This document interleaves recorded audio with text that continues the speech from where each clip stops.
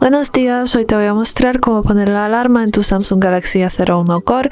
Para eso entramos en reloj y aquí si quieres poner la alarma que existe hay que simplemente pulsar aquí en este botón y para desactivarla pulsamos en el mismo botón.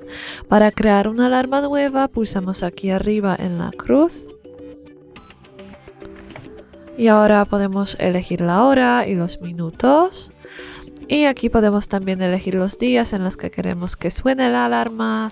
Aquí podemos nombrarla. Aquí cuando entramos en esas pestañas podemos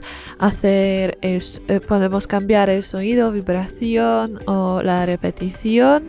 Y para que la alarma se repita o vibra o tenga sonido hay que tener esas opciones activas. O si no quieres que la alarma vibre hay que desactivar esa opción y luego después de la creación le damos guardar y ya tenemos la alarma puesta.